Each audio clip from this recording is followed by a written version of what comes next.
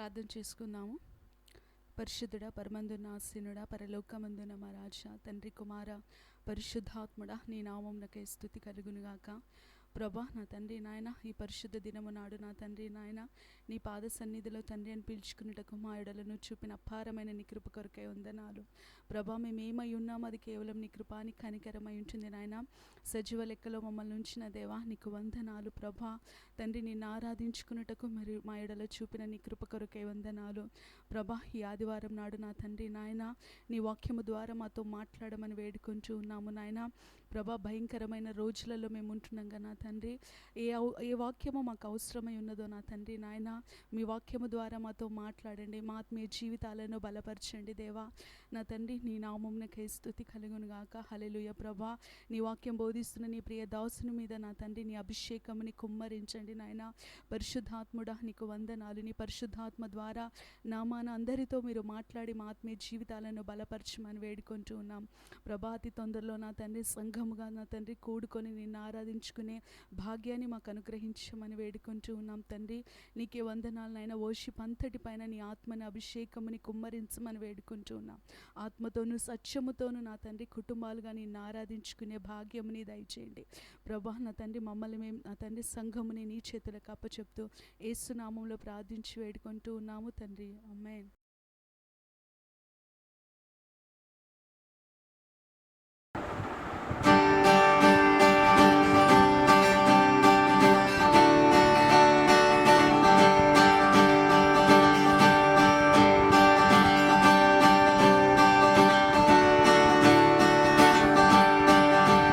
అన్ని నామముల కన్నా పైనామము యేసుని నామము. ఎన్ని తరములకైనా గణపరచదగిన క్రీస్తు నామము. అన్ని నామముల కన్నా పైనామము యేసుని నామము. ఎన్ని తరములకైనా గణపరచదగిన క్రీస్తు నామము. యేసు నామము జయం జయము, సాతాను శక్తు లయం లయము. యేసు నామము జయం జయము, సాతాను శక్తు లయం లయము. హల్లెలూయా, హోసన్నా, హల్లెలూయా, హల్లెలూయా, ఆమేన్. హల్లెలూయా, హోసన్నా, హల్లెలూయా, హల్లెలూయా, ఆమేన్.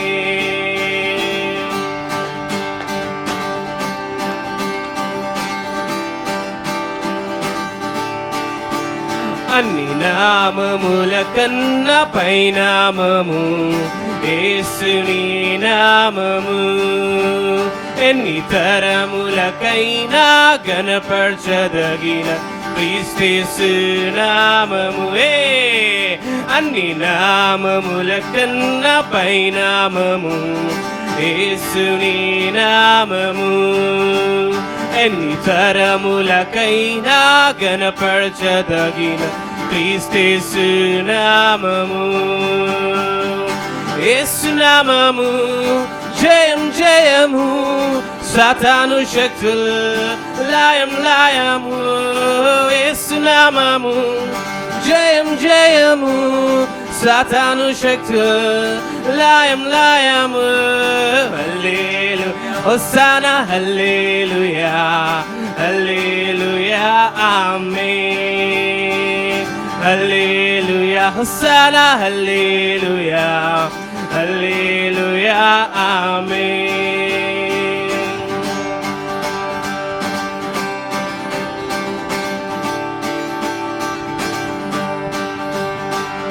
పాపముల నుండి విడిపించును యేసుని నామము. పాపముల నుండి విడిపించును యేసుని నామము. నిత్య నరకాగ్నిలో నుండి రక్షించును శక్తి కలిగిన యేసు నామము. నిత్య నరకాగ్నిలో నుండి రక్షించును శక్తి కలిగిన యేసు నామము, యేసు నామము జయం జయము, సాతాను శక్తులు లయం లయము, యేసు నామము జయం జయము, సాతాను శక్తులు లయం లయము. హల్లెలూయా హోసన్నా హల్లెలూయా హల్లెలూయా ఆమేన్. హల్లెలూయా హోసన్నా హల్లెలూయా హల్లెలూయా ఆమేన్. అన్ని నామముల కన్నా పైనామము యేసుని నామము, ఎన్ని తరములకైనా గణపరచదగిన క్రీస్తు నామము, యేసు నామము జయం జయము, సాతాను శక్తులు లయం లయము, యేసు నామము జయం జయము, సాతాను శక్తులు లయం లయం. Come on church, sing with me. అందరం ఎక్కడున్నా కూడా ఈ వచనం పాడుతూ యేసు నామము జయమని చెప్దామా? Come on, let us all sing and say, come on. Are you ready? యేసు నామము జయం జయము, సాతాను శక్తులు లయం లయము, యేసు నామము జయం జయము, సాతాను శక్తులు లయం లయము, యేసు నామము జయం జయము, సాతాను శక్తులు లయం లయము, యేసు నామము జయం జయము, సాతాను శక్తులు లయం లయము.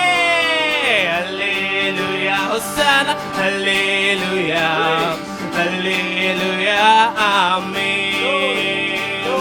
హల్లెలూయా హోసన్నా హల్లెలూయా హల్లెలూయా ఆమేన్. ఓ యేసయ్యా నీ నామములోనే జయమున్నది, నీ నామములోనే.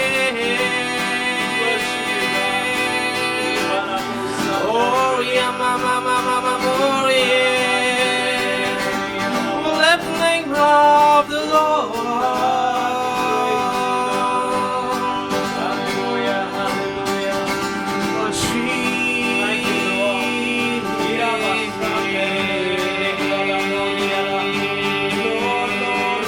యేసు నామము జయం జయము, సాతాను శక్తులు లయం లయము, యేసు నామము జయం జయము, సాతాను శక్తులు లయం లయము. Come on! హల్లెలూయా హోసన్నా హల్లెలూయా హల్లెలూయా ఆమేన్. హల్లెలూయా హోసన్నా హల్లెలూయా హల్లెలూయా ఆమేన్. హల్లెలూయా హోసన్నా హల్లెలూయా హల్లెలూయా ఆమేన్.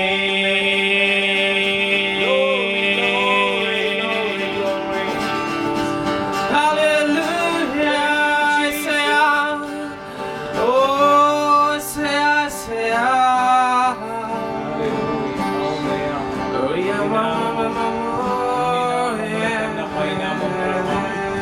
శక్తి గల నీ నామమును బట్టి స్తుతిస్తున్నాము.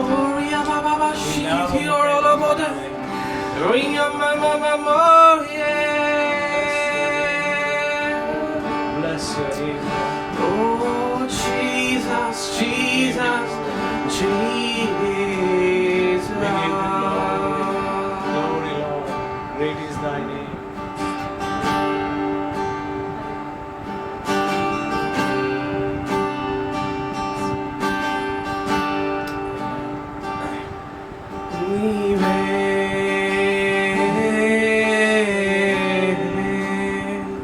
నా కోరిక నీవే,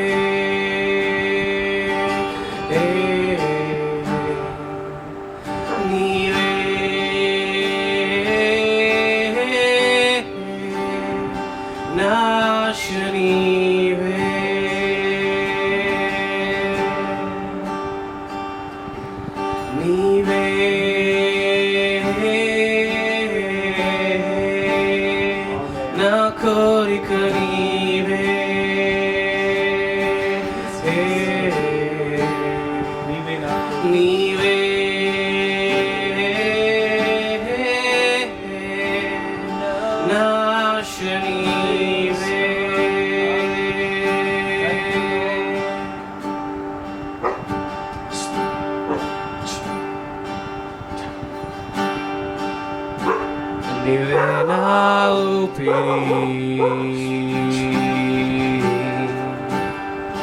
నీవే నా ఊపిరి, నీ సన్నిధి నాకు జీవం.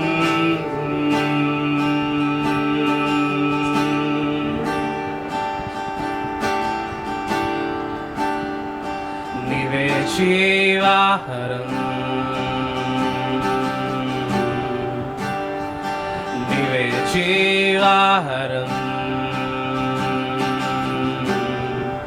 నీ వాక్యమే నాకు జీవం. ఓ యేసయ్యా, మా కోరిక నీవే,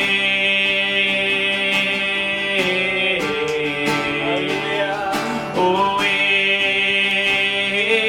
యేసయ్యా, మా ఆశ నీవే.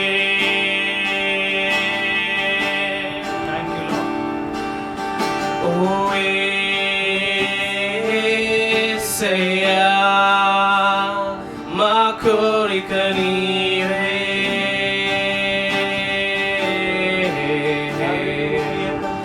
ఓ యేసయ్యా, మా ఆశ నీవే.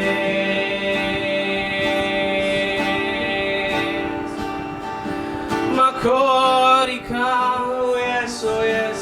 మా ఆశ మా స్వాతంత్రము, మా విడుదల, మా రక్షణ, మా క్షేమము, మా కాపుదల యేసయ్యా.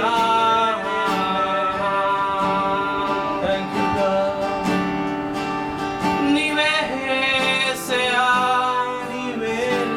నీవే యేసయ్యా.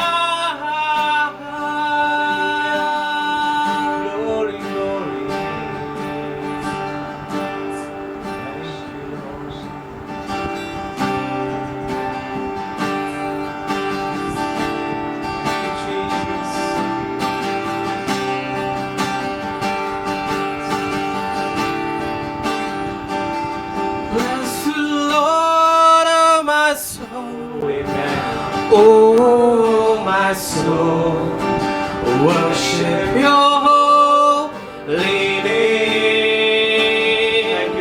Sing like never before, oh my soul, I worship your holy name.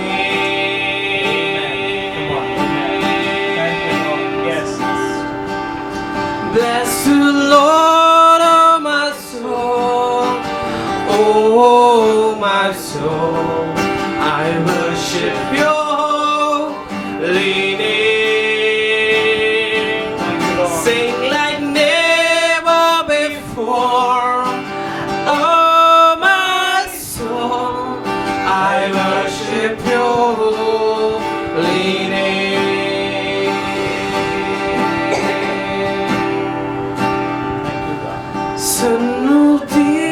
Sanudinchuma na pranama, Yehovah namamu. Navyaritiలో నిన్నారాధించు, నీ పరిశుద్ధ నామము, నీ పరిశుద్ధ నామము, నీ పరిశుద్ధ నామము.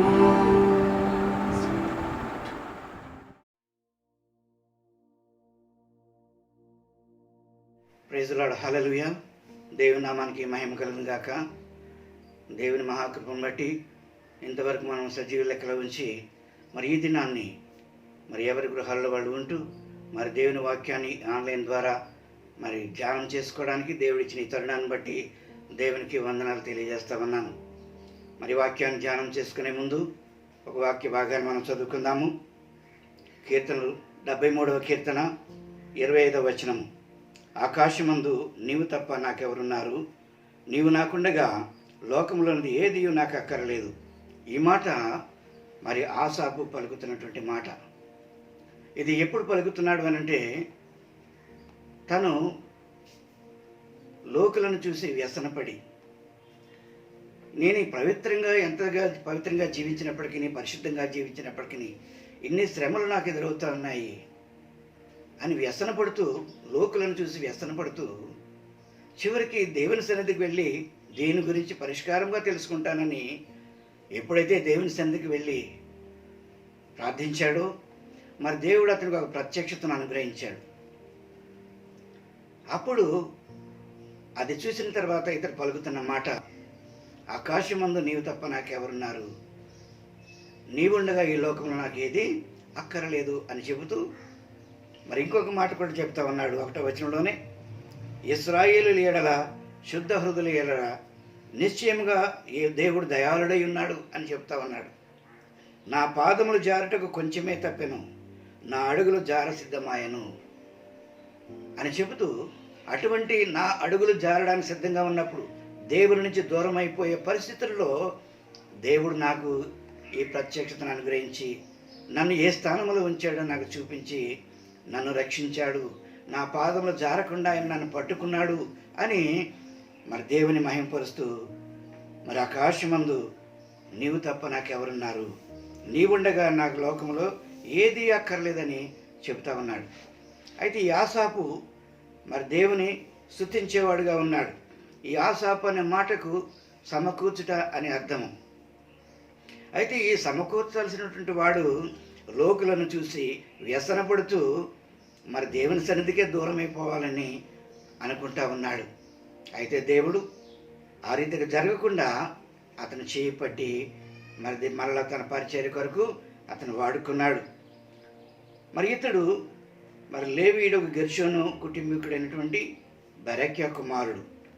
మరి ఉపదేదము ఇంటి నుంచి మందసాన్ని మరి దావీదు తీసుకుని వస్తామన్నప్పుడు ఆ మందసం ముందు మరి సంగీతములు వాయించే వారిలో మరి ఆసాపు కూడా ఒకటిగా ఉన్నాడు. తరువాత ఆ గుడారంలో చేసే సేవ విషయంలో కూడా మరి ఇతడు అదే పనికి నియమించబడ్డాడు. తదనంతరము మరి వారి కుటుంబీకులందరూ కూడా మరి దేవుని పరిచర్యలో ఉండడానికి మరి ఆ పనికి వారిని నియమించడం అనేది జరిగింది. మరి మందసం ఎదుట స్తుతి చేసే వారికి కూడా ఇతడు అధిపతిగా ఉన్నాడు, అంటే లీడర్గా మరి ఉన్నాడు. మరి దావీదు అతనిని లీడర్గా ఏర్పాటు చేశాడు. మరి దావీదు స్తుతి ఆరాధన అంతటినీ కూడా మరి ఆసాపు చేతికి అప్పగించి మరి ఆ బాధ్యతను అంతని కూడా తనకి ఇచ్చాడు. మరి ఇతడు మరి సంగీత వాయిద్యములు వాయించేవాడు మాత్రమే కాదు కానీ, స్తుతి ఆరాధన నడిపించేవాడు మాత్రమే కాదు కానీ, ఇతడు మరి రచయిత కూడా. మరి కీర్తన గ్రంథంలో మరి 50వ కీర్తన 73 నుంచి 83 వరకు, అంటే 12 కీర్తనలు ఇతడు మరి రాసి దేవుని మహిమపరిచాడు. మరి ఈ దినాలలో ఉన్న మనకు వీటిని పొందుపరచడం అనేది కూడా జరిగింది. మరి హిజ్కియా రాజుగా వచ్చిన తర్వాత మరి తండ్రి మూసివేసిన దేవాలయాన్ని తలుపులను తెరిపించి శుభ్రం చేసి మరి అక్కడ స్తుతి ఆరాధన తిరిగి ప్రారంభించినప్పుడు అక్కడ హిజ్కియా ఒక మాట చెప్తాడు. దావీదు దీర్ఘదర్శియగు ఆసాపు రచించినటువంటి శ్లోకాలను ఎత్తి పాడండి అని అక్కడ చెప్తా ఉంటాడు. అంటే ఈ ఆసాపు రచించినటువంటి కీర్తనలు అంత ప్రాచుర్యాన్ని పొందాయి ఆ దినాలలో. అప్పుడే కాదు కానీ ఇప్పుడు కూడా అవి శ్రేష్టమైన కీర్తనలుగానే ఉన్నాయి. మరి దావీదు ఇతని స్తుతి ఆరాధన నడిపించే నాయకుడిగా మరి నడిపించాడు. కానీ ఎంతమంది మరి అతను కొయిర్లో ఉన్నారు, మరి స్తుతి ఆరాధన చేసేవారు ఎంతమంది ఉన్నారు అని అంటే, మొదటి దినవృత్తాంతములు 23వ అధ్యాయము 5వ వచనంలో 4000 మంది స్తుతించుటకు నియమించబడ్డారని రాయబడి ఉంది. అలాగే మొదటి దినవృత్తాంతములు 25వ అధ్యాయము 7వ వచనం 7వ వచనం మనం చూసినట్లయితే 288 మంది పాఠకులు మరి అంటే సింగర్స్ ఉన్నట్టుగాను 120 మంది బూరలు ఊదేవారుగాను ఉన్నట్టుగా మరి అక్కడ రాయబడింది. అంటే మొత్తానికి 4408 మంది క్వైర్కి ఇతడు లీడర్గా ఉంటూ నడిపిస్తూ ఉన్నాడు. మరి ఘనమైనటువంటి స్తుతి ఆరాధన జరిగిస్తూ దేవుణ్ణి మహిమపరుస్తూ మరి ఇశ్రాయేల్ జనాంగం అంతటిని కూడా ఇతడు ఉజ్జీవింపచేసేవాడుగా ఉన్నాడు. మరి ఇతడు ఎప్పుడు దేవుని సన్నిధానములు ఉంటూ కూడా మరి శ్రమలు ఎదుర్కొంటూ ఉన్నప్పుడు మరి నాకెందుకు ఈ శ్రమలు, లోకలంతా బాగానే ఉన్నారే, నాకే రావాలా ఇవన్నీ అని మరి వ్యసన పడుతూ మరి తన చుట్టూ ఉన్న పరిస్థితులను, చుట్టూ ఉన్న వారిని చూసి నేను ఎందుకు భక్తిగా జీవించాలి, నేను ఎంత భక్తిగా జీవిస్తున్నప్పటికీ మరి నాకు ఇటువంటి శ్రమలు వస్తున్నప్పుడు మరి 11వ వచనంలో నా హృదయమును నేను శుద్ధి చేసుకుని ఉండుట వ్యర్థం, మరి నా చేతులు కడుక్కుని నిర్మలునై ఉండుట వ్యర్థము, దినమంతా నాకు బాధ కలుగుతున్నది, ప్రతి ఉదయమున నాకు శిక్ష వచ్చుతున్నది అని వ్యసన పడుతూ ఉన్నాడు. కనుక మరి ఈ వ్యసన పడుతూ మరి అతడు మరి నిరాశ నిస్పృహలకు లోనై మరి ఎటు తోచని స్థితిలో ఉంటుండగా మరి అతడు మరి దేవుని సన్నిధికి దూరం అయిపోవడానికి మరి సిద్ధపడుతూ ఉన్న సమయంలో మరి దేవుడు అతనిని మరి కాలు జారకుండా ఆపినట్టుగా చూస్తూ ఉన్నాం. మరి కీర్తన గ్రంథము 84వ అధ్యాయం 14వ వచనంలో నీ మందిరమందు నివసించు వారు ధన్యులు, వారు నిత్యము నిన్ను స్తుతించుదురు అని కోరహు కుమారులు చెబుతా ఉన్నారు. అయితే ఆసాపు అటువంటి ధన్యకరమైన స్థితి నుంచి మరి దూరంగా వెళ్ళాలని నిశ్చయించుకుంటా ఉన్నాడు. కనుక మరి కోరహు కుమారులు మరి నీ మందిరమందు నివసించు వారు ధన్యులు, వారు నిత్యము స్తుతించుదురని మరి కోరహు కుమారులు చెప్పడానికి గల కారణము వారు సజీవులుగా ఉండడమే. ఎందుకంటే మరి మోషే అహరోనులకు వ్యతిరేకముగా మరి కోరహు తిరుగుబాటు చేసినప్పుడు, కోరహు, అబీరాము, దాతాను వీరు తిరుగుబాటు చేసినప్పుడు వారు భూమి నెరవిడిచి వారిని మింగివేసినట్టుగా మనం చూస్తా ఉన్నాం. దాతాను, అబీరాము, కోరహు వాళ్ళందరూ సంతతిని కూడా మరి భూమి నెరవేర్చి మింగివేసినట్టుగా చూస్తూ ఉన్నాము. అలాగే మరి ధూపాతులు తీసుకుని వచ్చినట్టు 250 మందిని అగ్ని దహించి వేసినట్టుగా చూస్తూ ఉన్నాము. అయితే మరి సంఖ్యాకాండము 26వ అధ్యాయము 9 నుంచి 11 వచనములకు మనం చూసినట్లయితే అక్కడ కోరహు కుమారులు చావలేదు అని అక్కడ రాయబడతా ఉంది. మరి దేవుడు మరి వీరిని తన ప్రణాళికలో ఉంచుకొని వారిని అక్కడ తప్పించినట్టుగా ఉంది. ఎందుకంటే ఈ తిరుగుబాటు చేసిన జాబితాలో వారు లేరు అని మరి తెలుగు బైబిల్ నిఘంటువులో అది రాయబడి ఉంది. మరి కోరహు భార్య మరి అతని కుమారులు కూడా ఈ తిరుగుబాటు చేసిన వారి జాబితాలో లేరు అని అక్కడ మరి రాయబడి ఉంది. కనుక మరి వారు సజీవులుగా ఉండి మరి దేవుని స్తుతించడానికి దేవుడు వారిని ఏర్పాటు చేసుకున్నాడు. కాబట్టి నీ మందిరమందు నివసించు వారు ధన్యులు, వారు నిత్యము నిన్ను స్తుతించుదురు అని మరి కోరహు కుమారులు చెబుతూ ఉంటే ఆసాపు అటువంటి ధన్యతను పోగొట్టుకుని దూరమైపోవడానికి అతను ప్రయత్నం చేస్తూ ఉన్నాడు. అయితే కాలు జారే సమయంలో దేవుడు అతను పట్టుకున్నాడు. మరి 2వ వచనంలో 73:2లో కాలు జారే సమయంలో మరి దేవుని యొద్ద విచారణ చేయడానికి అతను నిశ్చయించుకున్నాడు. మరి దేవుని సన్నిధికి వెళ్ళాడు. దేవుని సన్నిధికి వెళ్ళినప్పుడు దేవుడు అతనికి ప్రత్యక్షతను అనుగ్రహించాడు. ఏ ప్రత్యక్షతను అనుగ్రహించాడనంటే మరి దేవుడు ఇతనిని ఏ స్థానంలో ఉంచాడో, ఏ స్థితిలో ఉంచాడో, అలాగే దుష్టులను మరి ఏ స్థితిలో ఉంచాడో మరి దేవుడు అతనికి చూపించినప్పుడు మరి అతను పలుకుతున్న మాట, ఆకాశమందు నీవు తప్ప నాకెవరున్నారు, నీవుండగా నాకు లోకంలో ఏది అక్కర్లేదు అని అక్కడ చెబుతా ఉన్నాడు. కనుక అతను నిరాశ నిస్పృహలు అన్నీ పోయినాయి. దేవుని సన్నిధి దగ్గరికి వెళ్ళి విచారణ చేసినప్పుడు అతడి నిరాశ నిస్పృహలు అన్నీ పోయినాయి. మరి సంతోషము, ఆనందము అతని జీవితంలో వచ్చి ఆ మాట పలుకుతా ఉన్నాడు. మరి అతను జ్ఞాపకం చేసుకుంటూ ఉన్నాడు, కాలు జారే సమయంలో మరి దేవుడు నన్ను మరి నా అడుగులు జార సిద్ధమాయను, నా పాదములు జారట కొంచెమే తప్పను. ఆ కొంచెములను దేవుడు అతను పట్టుకుని మళ్ళా మరి వెనక్కి తీసుకొచ్చినట్టుగా మనం చూస్తూ ఉన్నాము. మరి కీర్తనలు 116:8వ వచనంలో చూసినట్లయితే దావీదు చెప్తా ఉన్నాడు, మరణము నుండి నా ప్రాణమును, కన్నీళ్లు విడవకుండా నా కన్నులను, జారిపడకుండా నా పాదములను నీవు తప్పించి ఉన్నావు అని దావీదు చెప్తా ఉన్నాడు. కనుక తనను ఆరాధించే బిడ్డలను, తను స్తుతించే బిడ్డలను, తను సేవించే బిడ్డలను ఆయన ఎప్పుడూ కూడా కాపాడుతూనే ఉంటాడు. అయితే వారు ఆ రీతిగా తప్పించబడడానికి గల కారణం ఏంటంటే, మరి అది కీర్తన గ్రంథము 37వ అధ్యాయం 31వ వచనంలో, ధర్మశాస్త్రము వారి హృదయంలో ఉన్నది, వారి అడుగులు జారవు అని నీతిమంతుల గురించి అక్కడ రాయబడతా ఉంది. ధర్మశాస్త్రం వారి హృదయంలో ఉంది కాబట్టి ఆ ధర్మశాస్త్రంలో ఉన్నటువంటి ఆ మాటలు వారిని తప్పిపోకుండా, తొట్టుపడకుండా కాపాడుతూ ఉన్నాయి. అందుకే దావీదు ఇంకో మాట చెప్తా ఉన్నాడు, కీర్తనలు 119:11 వచనం మనం చూసినట్లయితే, నీ ఎదుట పాపము చేయకున్నట్లు నీ వాక్యము నా హృదయంలో ఉంచుకొని ఉన్నాను అంటా ఉన్నాడు.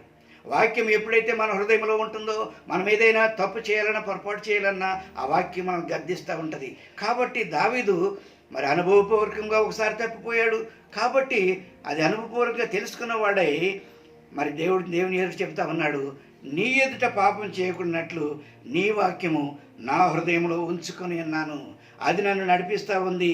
మరి ఏ రీతిగా నడిపిస్తూ ఉంది అని అంటే, మరి 119వ కీర్తన 105వ వచనంలో అతనే తెలియజేస్తూ ఉన్నాడు, నీ వాక్యము నా పాదములకు దీపము, నా త్రోవకు వెలుగు.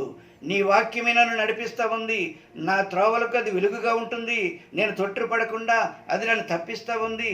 మరి నా త్రోవలకు వెలుగుగా ఉంది, మరి అది నాకు దీపముగా ఉందని చెబుతా ఉన్నాడు.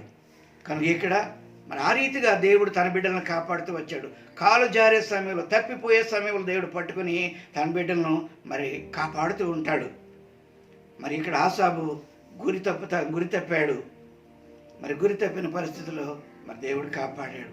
అలాగే పేతురు కూడా మరి దేవుని వెంటే ఉంటూ కూడా అతడు కూడా కలవరపడ్డాడు ఒక సమయాన్ని. మరి ఆసాబు గురి తప్పాడు, పేతురు అయితే గురిని మరిచాడు. మరి యేసు ప్రభు మరి శిష్యుల్ని అద్దరికి వెళ్ళాలని వారిని హెచ్చరించాడు. హెచ్చరించిన తర్వాత వారు వెళుతున్న సమయంలో మరి యేసు ప్రభు ఒంటరిగా ప్రార్థన చేసుకోవడానికి వెళ్ళి ఆయన ప్రార్థన ముగించుకొని మరి 4వ జామున మరి ఆయన బయలుదేరాడు. అప్పటికి శిష్యులు సముద్రంలో తుఫాను రేగింది, అలలు వాళ్ళు నావను కొడుతూ ఉన్నాయి, వారు భయబాధలకు గురి అవుతూ ఉన్నారు. అయితే అదే సమయంలో యేసు ప్రభు ఆ సముద్రం మీద నడుచుకుంటూ వెళ్తా ఉన్నాడు. అది వారు చూసినప్పుడు వారు భయభ్రాంతులకు గురయ్యారు, భూతం వస్తుందని భయపడ్డారు వాళ్ళు. అప్పుడు ప్రభు అన్నాడు, నేనే అని చెప్పగానే పేతురు, ప్రభువా నీవే అయితే నేను నీ యొద్దకు రావడానికి నాకు సెలవి, నీళ్ళ మీద నడవడానికి నాకు సెలవి అని అడిగినప్పుడు ప్రభు సెలవిచ్చినప్పుడు పేతురు నడుస్తూ ఉన్నాడు, నీళ్ళ మీద చక్కగా నడుస్తూ ఉన్నాడు. యేసు ప్రభును చూస్తూ నడుస్తూ ఉన్నాడు. ఆ నడిచే సమయంలో అప్పటికే గాలి ఉధృతంగా ఉంది కాబట్టి ఆ నడుస్తూ మరి యేసు ప్రభును చూస్తూ నడుస్తూ మరి అతను ఒక్కసారి తన చూపు మరల్చాడు, గాలి వైపు చూశాడు. వెంటనే మునిగిపోవడం ప్రారంభించాడు. వెంటనే అతడు కేక పెట్టాడు, ప్రభువా నన్ను రక్షించని కేక పెట్టినప్పుడు మరి ప్రభు అతను చేయి పట్టి రక్షించడం అనేది మనం చూస్తూ ఉన్నాం. అంత మాత్రమే కాదు కానీ అల్ప విశ్వాసి ఎందుకు సందేహపడ్డావంటా ఉన్నాడు. మరి అతనికి నడవాలని ఆశ ఉంది, అయితే ప్రభు సెలవిచ్చాడు, అయితే సందేహించాడు, గాలిని చూసి సందేహపడ్డాడు. మరి ప్రభు అంటా ఉన్నాడు, నువ్వు అల్ప విశ్వాసి ఎందుకు సందేహించావు. కనుక మనము విశ్వాసులుగా జీవించాలి తప్ప అవిశ్వాసులుగా కానీ అల్ప విశ్వాసులుగా కానీ మనం జీవించకూడదు. అంత మాత్రమే కానీ మన జీవితంలో సందేహం అనేది మన జీవితంలో రాకూడదు. మరి ఆ సందేహమే ఆదామావులు పడిపోవడానికి కారణమైంది. ఇది నిజమా అనగానే వారిలో సందేహం కలిగింది. మరి సాతాను మాట విని వారు మోసపోయారు. కనుక మన జీవితంలో విశ్వాసులుగా ఉంటున్న వారి జీవితంలో సందేహం అనేది రాకూడదు. మరి పరిపూర్ణమైన విశ్వాసంలో ముందుకు సాగాలి. మరి ఇక్కడ ఆసాపు మరి గురి తప్పిన వాడుగా చూస్తూ ఉన్నాం. ఎందుకు తప్పాడనంటే చెడ్డవారిని చూసి వ్యసన పడ్డాడు అని ఇక్కడ రాయబడి ఉంది. అయితే బైబిల్ గ్రంథంలో రాయబడిన మాట ఏమిటంటే, కీర్తన గ్రంథంలో 37వ అధ్యాయం 1వ వచనంలో, చెడ్డవారిని చూసి వ్యసన పడకము, దుష్కార్యములు చేయువారిని చూసి మత్సరపడకము, నీ మార్గమును యెహోవాకు అప్పగించుము అంటా ఉన్నాడు.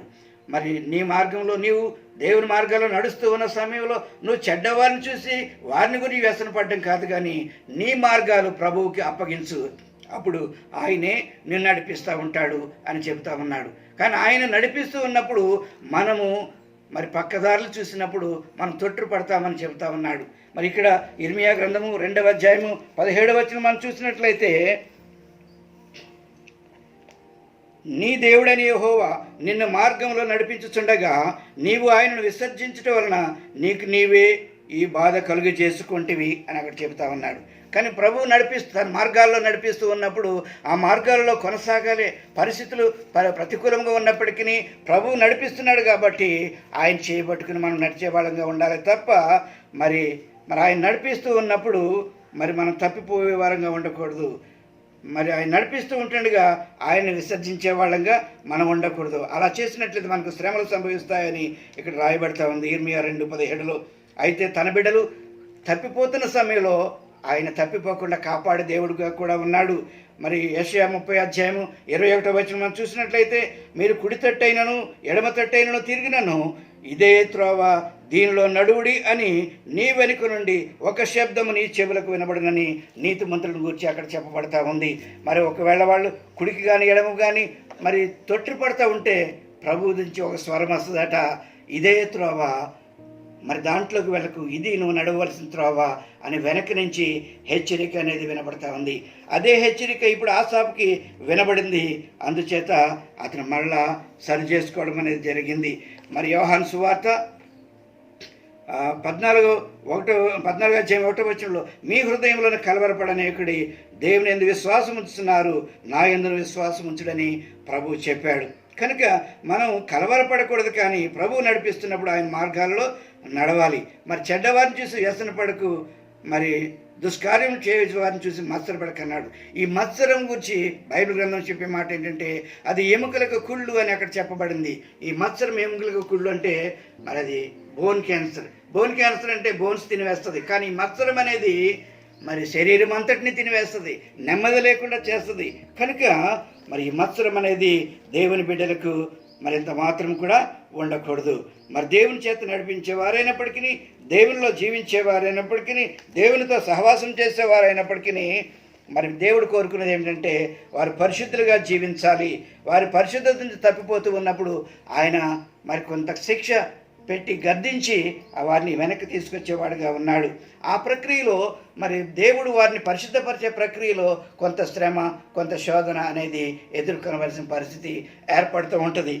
అయితే మనం మరి సాధారణ పరిస్థితి మనం చూసినట్లయితే ఒక బట్టను తెల్లగా చేయాలనంటే అది దానికి సబ్బు రాసి దాన్ని ఉతుకుతూ ఉంటారు, కానీ అది కొంత శ్రమకు గురైనప్పుడే అది తెల్లగా మనకు కనిపిస్తూ ఉంటుంది.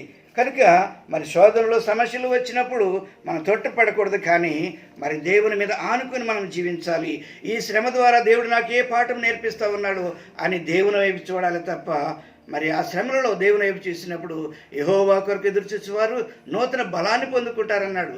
మరి నేను ఎప్పుడు బలహీనుడని అప్పుడే బలవంతుని పౌలు చెబుతా ఉన్నాడు. కనుక దేవుని వైపు చూసినప్పుడు మనం బలవంతులుగా ఉంటాము. మరి యెషయా గ్రంథం 48:9-10 మనం చూసినట్లయితే నేను నిన్ను పుటమ వేసి తిని వెండి వేసినట్లు కాదు, ఇబ్బంది కులంలో నిన్ను పరీక్షించింది అని అక్కడ చెప్తా ఉన్నాడు. మరి పుటమ వేయటం అంటే బంగారాన్ని శుద్ధి చేయాలంటే మరి అగ్నితో కాలుస్తారు, వెండిని శుద్ధి చేయాలంటే అగ్నితో కాలుస్తూ ఉంటారు. అయితే ఇక్కడ చెబుతా ఉన్నాడు అలా కాదు, కానీ ఇబ్బంది కొలుములో నిన్ను పరీక్షించితిని అని చెబుతా ఉన్నాడు. కొన్ని ఇబ్బందులు కలుగుట ద్వారా నిన్ను పరీక్షించాను. ఆ ఇబ్బందులలో నీవు నిలబడతావా, పడిపోతావా, అది పరీక్షించడానికి దేవుడు ఇబ్బంది కొలుములో పరిస్థితులు ఇబ్బందికరంగా నీకు ఉండేలాగున ఆయన కొన్ని మరి ఎలవ చేస్తూ ఉంటాడు. కనుక అటువంటి పరిస్థితుల్లో మరి ఈ పరీక్షల గుండా వెళ్ళినప్పుడు దేవుడు నన్ను ఎందుకు మరి ఎటువంటి పాఠాలు నాకు నేర్పిస్తామన్నాడు, ఈ శ్రమలు నాకు ఆయన ఏమి నేర్పించబోతున్నాడు అని ఆయన వైపు మనం చూడాలి తప్ప మరి ఆయన మీద తిరుగుబాటు చేసేవాళ్ళంగా మనం ఉండకూడదు. ఆయన అక్కడ చెబుతా ఉన్నాడు, ఎందుకు ఆ రీతిగా నేను చేస్తాను మరి అంటే నా నిమిత్తము అలాగ చేస్తానని మరి అక్కడ చెప్పబడతా ఉంది. నా నిమిత్తమే నేను ఇబ్బంది క్రమంలో పెట్టాను, ఎందుకంటే నువ్వు పరిశుద్ధుడిగా ఉండాలి కాబట్టి ఈ పరిస్థితుల గుండా నువ్వు వెళ్ళినప్పుడు నువ్వు పరిశుద్ధపరచబడతావు, కనుక నువ్వు ఆయాసపడాల్సిన అవసరం లేదు అని అక్కడ చెబుతా ఉన్నాడు. ఈ పరిస్థితిని అంతటిని కూడా మరి యోబు తన అనుభవపూర్వకంగా తెలుసుకొని ఒక మాట చెబుతా ఉన్నాడు. దేవుడు మరి పవిత్రపరుస్తాడని తెలుసుకున్నవాడు యోబు చెబుతున్న మాట ఏమిటంటే మరి యోబు గ్రంథం 23:10 శోధించబడిన మీదట నేను సువర్ణము వలె కనబడుతును అని చెబుతా ఉన్నాడు. మరి శోధించినప్పుడు మరి బంగారాన్ని మరి శుద్ధి చేయడానికి ఆ కులుములు కాల్చినప్పుడు అది పవిత్రంగా ఉంటుంది.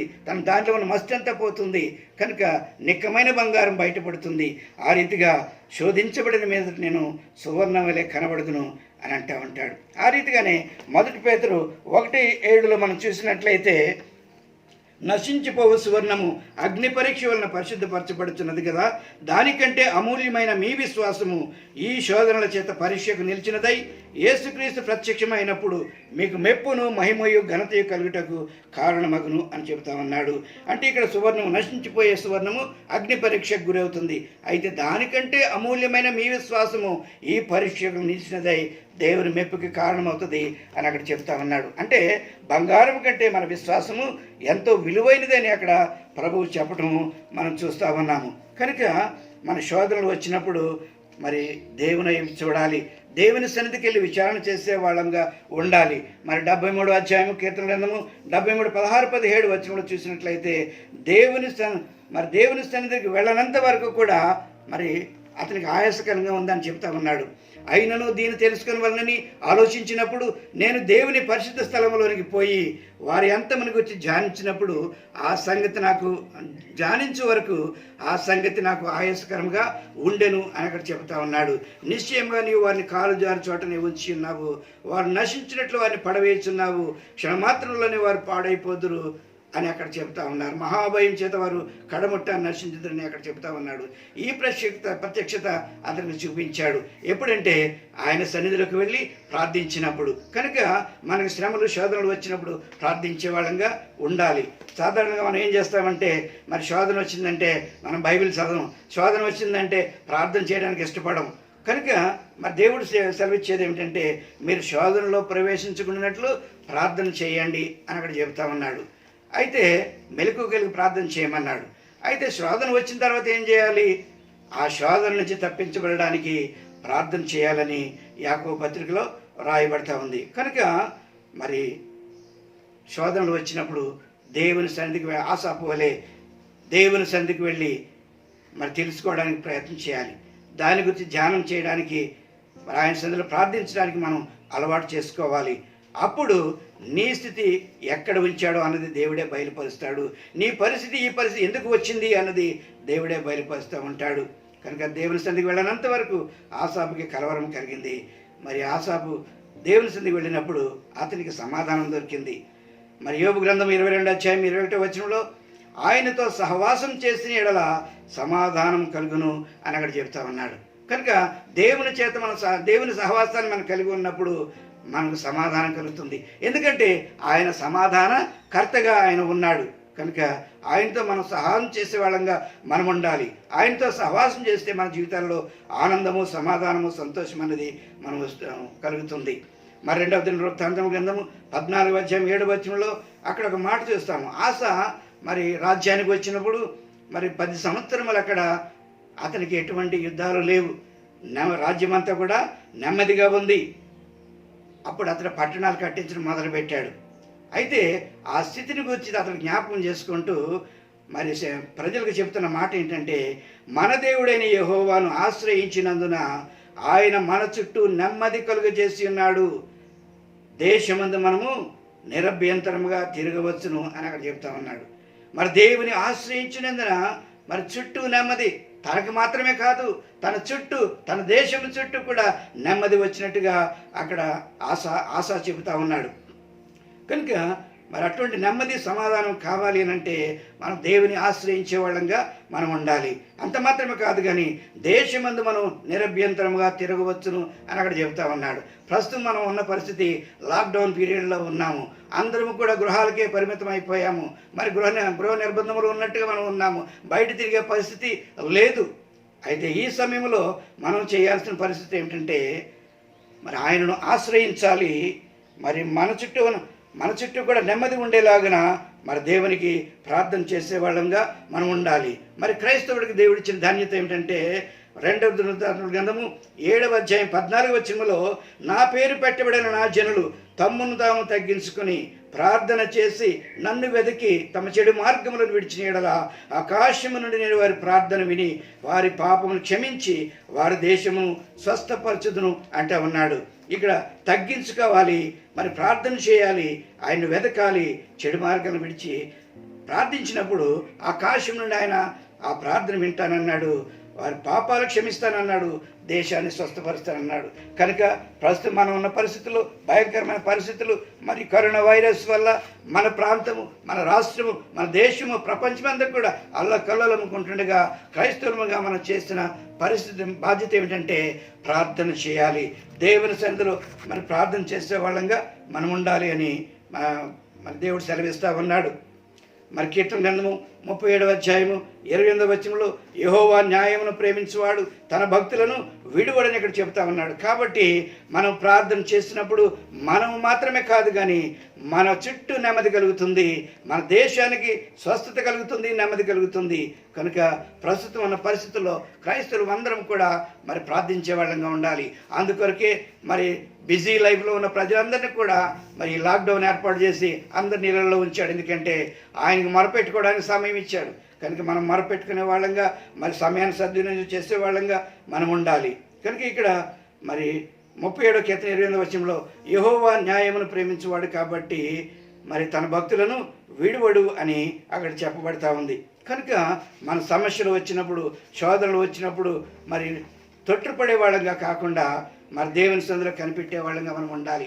సమస్యలు వచ్చినప్పుడు ఆ సమస్యను చూసి మనం పారిపోయే వాళ్ళంగా మనం ఉండకూడదు, కానీ సమస్య మనం చూసి పారిపోయేదిగా ఉండాలి. మరి ఈ పారిపోవడం అనేది మనం చూసినప్పుడు మరి పరుగు అనేది పారిపోయేవాడు ఏం చేస్తాడు, పరిగెడతాడు. ఈ పరుగులు 2 రకాలుగా ఉన్నాయి. ఒకడు భయపడి పరిగెడతాడు, ఒకడు బహుమానం కొరకు పరిగెడతా ఉంటాడు. కనుక మరి భయపడి పారిపోయే వాళ్ళంగా మనం ఉండకూడదు, కానీ బహుమానం పొందే వాళ్ళంగా మనం పరిగెత్తే వాళ్ళగా మనం ఉండాలి. మంచి పోరాటం పోరాడాను అని పౌలు చెప్తా ఉన్నాడు. మరి గురి ఎద్దకు మనం పరిగెత్తే వాళ్ళంగా మనం ఉండాలి. కనుక మరి నీతిమంతులు కలుగు ఆపదలు అనేకమని కీర్తన గ్రంథంలోనే 34వ అధ్యాయం 19వ వచనం చెప్పబడతా ఉంది. మరి నీతిమంతులు కలుగు ఆపదలు అనేకములు, వాటన్నిటి నుండి యెహోవాని విడిపించునని కూడా అక్కడ రాయబడి ఉంది. కనుక నీతిమంతులకు ఆపదలు వచ్చినప్పుడు ఆయన వారిని ఆపదలు ఉంచేవాడు కాదు, ఆ ఆపద నుంచి విడుదల కలిగజేసే దేవుడిగా మన దేవుడు ఉన్నాడు. కనుక మనం తొట్టుపడాల్సిన పని లేదు. మరి ఆయన సన్నిధిలో విచారణ చేసి కనిపెట్టే వాళ్ళంగా మనం ఉండాలని ఆయన కోరుకుంటూ ఉన్నాడు. మనం పరిశుద్ధులుగా పరిపూర్ణంగా ఉండాలని ఆయన కోరుకుంటూ ఉన్నాడు. కాబట్టి కొన్ని శ్రమలు గుండా ఆయన మనల్ని అనుమతిస్తూ ఉంటాడు. కనుక మరి యెహోవా సన్నిధిలో కనిపెట్టినప్పుడు మన సమస్యలకు ఆయన జవాబు అనుగ్రహిస్తాడు, శ్రమల నుండి విడుదలిస్తాడు, జయము మనకు దొరుకుతూ ఉంది. మరి అందుకనే ఈ ఆసాపు తను చివరిగా చేసిన ప్రయత్నం ఏంటంటే ఇక తప్పిపోతాను అన్న పరిస్థితుల్లో దేవుని సన్నిధికి వెళ్ళి విచారణ చేయడానికి సిద్ధపడ్డాడు. కనుక అక్కడ విచారణ చేసినప్పుడు మరి దేవుడు అతను ఉంచినటువంటి ఉన్నతమైన స్థితిని, మరి దుష్టుడి యొక్క మరి పరిస్థితిని అతడు దేవుడు బయలుపరిచినప్పుడు ఆకాశమందు నీవు తప్ప నాకెవరున్నారు, నీవు నాకుండగా లోకంలో ఏది నాకు అక్కర్లేదని అక్కడ చెప్పాడు. ఆ రీతిగా 73 కీర్తన 28వ వచనంలో ఆయన దూరంగా పారిపోవాలనుకున్నటువంటి వాడు నీ పొందు నాకు ధన్యకరమని ఇప్పుడు చెబుతా ఉన్నాడు. కనుక మరి క్రైస్తవులుగా మరి క్రీస్తులు మనం నడుస్తున్న సందర్భంలో మరి కొన్ని మనం నష్టముగా ఎంచుకోవాల్సిన పరిస్థితి కూడా ఏర్పడతా ఉంటుంది. మరి ఫిలిప్పీలకు రాసిన పత్రిక 3వ అధ్యాయం 7వ వచనంలో నాకు ఏవి లాభకరములో వాటిని క్రీస్తు నిమిత్తము నష్టముగా ఎంచుకొనుచున్నాను అని అక్కడ పౌలు చెబుతా ఉన్నాడు. మరి పౌలుకి ఎన్నో ఆధిక్యతలు ఉన్నాయి, అన్నీ కూడా మరి ప్రభు దర్శించినప్పుడు వాటిని అన్నింటినీ కూడా పెంటగా ఎంచుకున్నాడు, ప్రభువు కొరకు ఉన్నతముగా మరి వాడబడ్డాడు. కనుక ఈ సమయంలో మరి మనం నేర్చుకోవాలని పాఠం ఏంటంటే మరి క్రైస్తవులుగా నడుస్తున్నప్పుడు కొన్ని మనం మరి విడిచిపెట్టుకోవాల్సి ఉంటాయి, కొన్ని నష్టంగా మరి ఎంచుకోవాల్సినవి కూడా ఉంటాయి. అందుచేత యోబు చెబుతా ఉన్నాడు. మరి 22వ అధ్యాయం యోబు గ్రంథం 22 అధ్యాయము 24-26 వచనంలో మంటిలో నీ బంగారమును ఏటి రాళ్లలో ఓపిరి సువర్ణమును పారవేయము, అప్పుడు సర్వశక్తుడు నీకు అపరంజిగాను ప్రశస్తమైన వెండిగాను ఉండును, అప్పుడు సర్వశక్తిని అందు నీవు ఆనందించేదువు అని అక్కడ చెబుతామన్నాడు. కనుక మంటిలో నీ బంగారం ఓపిరి ఏటి రాళ్లలో ఓపిరి సువర్ణం పారవేయమన్నాడు, అప్పుడు సర్వశక్తి నీకు అపరంజిగా కనబడతాడు. ఇవి ఉన్నంత వరకు కూడా నీవు వాటినే చూస్తావు, వాటి మీదే నీ మనసు అంతా ఉంటుంది, దేవుని మీద నీ ధ్యాస ఉండదు. కాబట్టి అవి ఎప్పుడైతే నీవు దూరపరుచుకుంటావో అప్పుడు నీవు దేవుని మీద నీకు ధ్యాస కలుగుతుంది.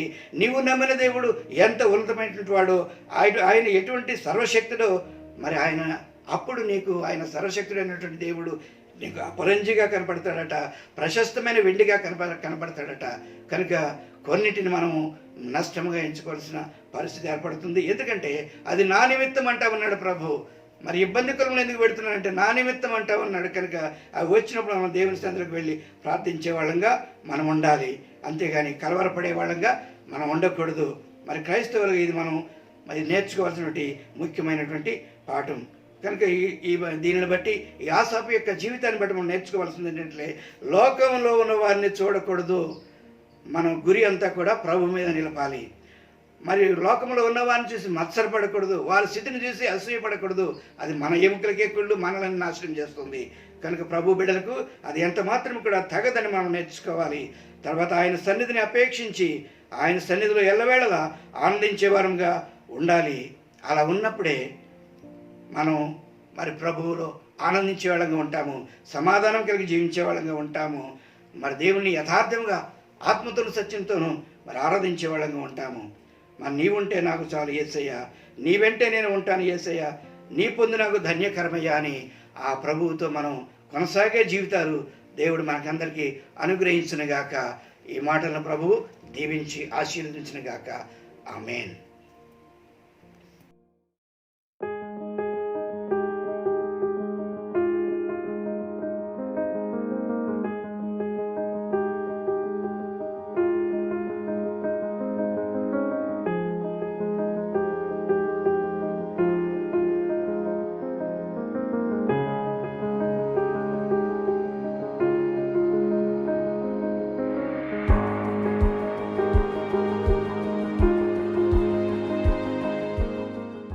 హల్లెలూయా. దేవుని నామానికి మహిమ కలుగునుగాక.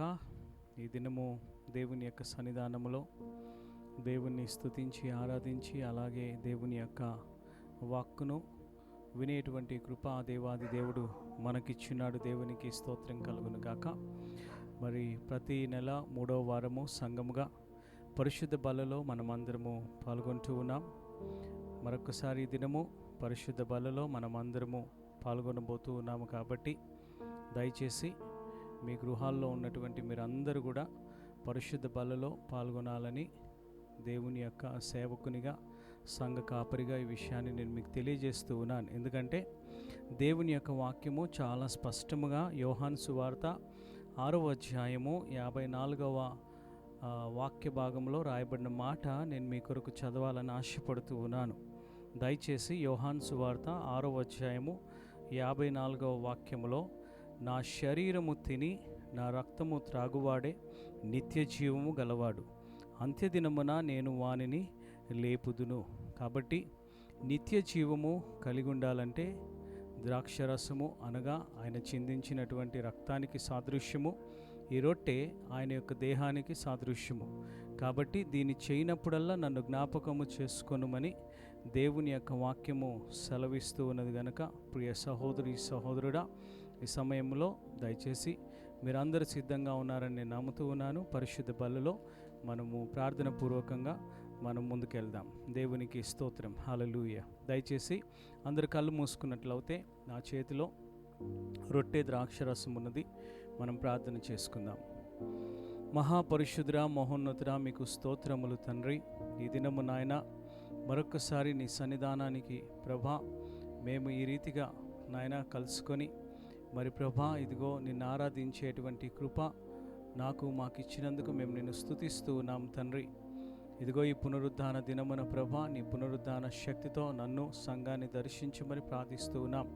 దేవా నీ వాక్యము సెలవిస్తూ ఉన్నది, నా శరీరము తిని నా రక్తమును త్రాగువాడే నిత్య జీవము కలవాడని ప్రభా నీ వాక్యము సెలవిస్తూ ఉన్నది గనక అంచె దినమున అట్టివాణ్ణి నీవు లేపుతానని వాగ్దానము చేసినావు ప్రభా. నమ్మదగిన దేవా, ఈ సమయంలో నాయన మేమందరము సంఘముగా ఇదిగో నా తండ్రి ఈ యొక్క రొట్టెలో ద్రాక్ష రసములో ఈ రొట్టె నీ శరీరమునకు సాదృశ్యము, ఈ యొక్క ద్రాక్ష రసము నీవు చిందించినటువంటి నీ పరిశుద్ధ రక్తానికి సాదృశ్యము గనక ప్రభా ఇదిగో నాయన ఈ రొట్టెలో ఈ ద్రాక్ష రసములో ప్రభా బలలో మేము పాల్గొంటూ ఉండగా నీ కృప మాకు దయచేయమని ప్రార్థిస్తూ ఉన్నాం.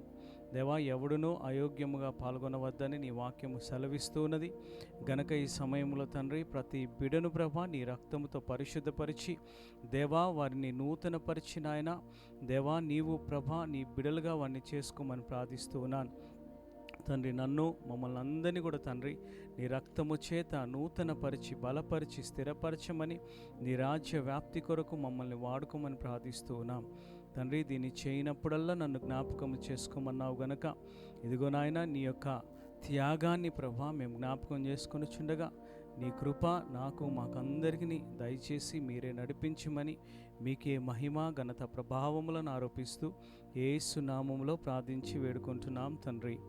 Amen, amen. ప్రియ సహోదరి సహోదరుడా, రొట్టె ద్రాక్షరసము మనం తీసుకుందాం. సో రొట్టె ద్రాక్షరసము మీ చేతుల్లో ఉన్నప్పుడు అందరము ఒకేసారి దేవుని యొక్క వాక్యము చదువుకొని పిదప మనము రొట్టె ద్రాక్షరసములో పాల్పంచుకుందాం.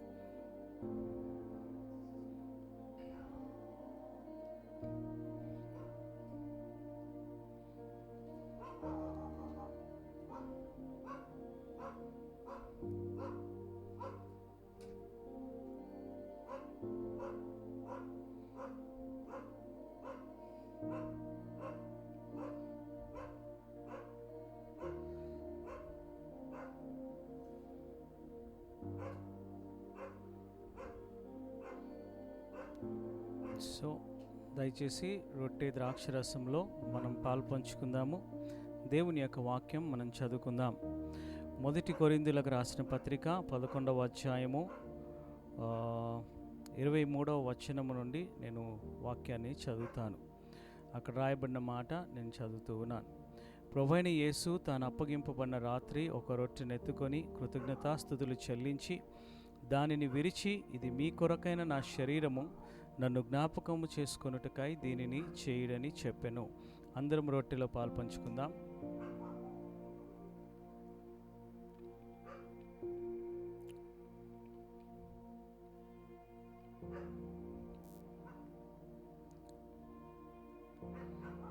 ఆ ప్రకారమే భోజనమైన పిమ్మట ఆయన పాత్రనెత్తుకొని, ఈ పాత్ర నా రక్తం వలనైన క్రొత్త నిబంధన, మీరు దీనిలోనిది త్రాగునప్పుడల్లా నన్ను జ్ఞాపకము చేసుకొనుటకై దీనిని చేయడని చెప్పెను. ద్రాక్షరసములో పాల్పంచుకుందాం.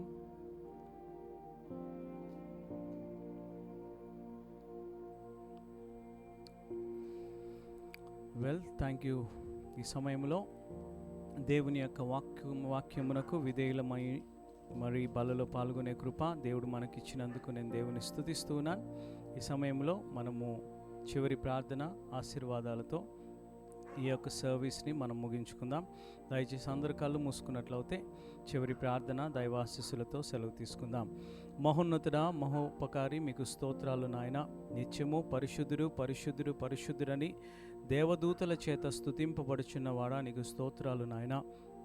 ఇదిగో సంఘముగా ప్రభా, మేము నాయన మా గృహాల్లో మేము ఉన్నప్పటికీ కూడా నా తండ్రి ఈ రీతిగా నాయన మేమందరము ఈ యొక్క ఆన్లైన్ సర్వీస్ ద్వారా ప్రభా మరి ఆత్మలో ఎంతగానో బలపడడానికి నీ కృప మాకు ప్రతి వారము నీవు నాయన మాకు నాయన నడిపిస్తున్నావు. నీకు స్తోత్రాలు నాయన. అనుదినము ప్రభా నీవు మాకు తోడుగా ఉన్నావు తండ్రి, నీకు స్తోత్రాలు నాయన. ఇదిగో భయంకరమైనటువంటి పరిస్థితుల్లో మేము ఉండగా ప్రభా నీ సంఘాన్ని నీవు కాపాడుతున్నావు. నీకు స్తోత్రాలు నాయన. నీ కుడి హస్తము నీ బాహు మా పైన ఉంచినందుకు మీకు వందనాలు తండ్రి. నీ లేఖనము సెలవిస్తూ ఉన్నది, ఏ తెగులు నీ గుడారము సమీపించదన్నావు ప్రభా. ఆ రీతిగానే ప్రభా ఏ తెగులు కూడా నాయన, ఎటువంటి వ్యాధి, ఎటువంటి రోగము, ఎటువంటి రుగ్మత నాయన ఇదిగో నీ బిడలమైనటువంటి మమ్మును ముట్టకుండా ప్రభా నీవే నాయన నీ హస్తమును చాపి నన్ను మమ్మును కాపాడుతున్నవాడా, నీకు స్తోత్రములు తండ్రి. నీవు స్తుతి నొందదగిన దేవుడవు ప్రభా, నీవు అర్హుడవు యేసయ్యా, నీకు స్తోత్రాలు నాయన. ఈ దినము ప్రభా మరి బల్ల ఆరాధనలో ప్రభా మేమందరము ఈ రీతిగా పాల్గొనేటువంటి కృప మా అందరికి ఇచ్చినందుకు నీకు స్తోత్రాలు నాయన. మా జీవితాల్లో ప్రభా నీవు చాలిన దేవుడు అయినావు, నీకు స్తోత్రాలు ప్రభా నాయన. ఈ సమయంలో ప్రభా ప్రతి బిడను నాయన నీ చేతులకు నేను అప్పగిస్తూ ఉన్నాను. సంఘములో ఉన్న ప్రతి బిడను నాయన, చిన్నవారిని మొదలుకొని పెద్దవారి వరకు ప్రభా ప్రతి ఒక్కరిని నాయన నీ యొక్క బలమైనటువంటి హస్తాలకు నేను అప్పగిస్తూ ఉన్నాను తండ్రి. నాయన నీ చిత్తమైతే ప్రభా త్వరలోనే నాయన సంఘాలు తెరవబట్టకు నీ కృప దయచేయండి ప్రభా. మేమందరము నాయన సంఘముగా కూడుకొని నిన్ను ఆరాధించేటువంటి ఆ దినముల కొరకు మేము వేచి ఉండగా నాయన, ఆ దినములు నాయన ఇదిగో నాయన త్వరగా రాబోతూ ఉన్నాయని ప్రభా మేము నమ్ముతూ ఉన్నాం, విశ్వసిస్తూ ఉన్నాం. మీకు స్తోత్రాలు నాయన. ఈ సమయంలో ప్రభా ఇంతవరకు నీ సన్నిధిని మాకు తోడుగా ఉంచినావు మా దేవా, మీకు వందనాలు తండ్రి. మాట్లాడినటువంటి నీ యొక్క తండ్రి సేవకుడు జయరాజు గారిని బట్టి నీకు వందనాలు. వారిని దీవించండి, ఆశీర్వదించండి దేవా. తన కుటుంబాన్ని మీరు దీవించండి, ఆశీర్వదించండి. మంచి ఆరోగ్యమును, బలమును, శక్తిని వారికి ఇచ్చినందుకు మేము నిన్ను ఎంతగానో స్తుతిస్తూ ఉన్నాం. మీకే మహిమ ఘనతను ఆరోపిస్తూ ఉన్నాను తండ్రి. దేవా, విత్తబడిన ఈ వాక్యము మా అందరి జీవితాల్లో ఫలించుటకు నీ కృప దయచేసి నీవే నాయన మమ్మల్ని నీ ఆత్మచేత నడిపించి నీ మహిమార్థమై దేవా నన్ను మమ్మను వాడుకోమని మీకే మహిమ ఘనత ప్రభావములను ఆరోపిస్తూ యేసు నామములో ప్రార్థించి వేడుకుంటున్నాము తండ్రి. ఆమెన్, ఆమెన్, ఆమెన్. మన తండ్రైన దేవుని యొక్క ప్రేమ, ప్రభువైన యేసు క్రీస్తు వారి యొక్క కృప, పరిశుద్ధాత్ముని యొక్క అన్యోన్య సహవాసము మనకును భూలోకములో ఉన్నటువంటి పరిశుద్ధులకు సదా తోడైండునుగాక. ఆమెన్, ఆమెన్, ఆమెన్. Well, thank you so much. God bless you all. దేవుడు మిమ్మల్ని దీవించునుగాక. ఈ వారమంతా కూడా ఆ పరిశుద్ధాత్మ దేవుడు మీ అందరికీ తోడుగా ఉండి మిమ్మల్ని నడిపించునుగాక. దేవునికి స్తోత్రం. God bless you all. God bless you all. Thank you so much. Amen, amen.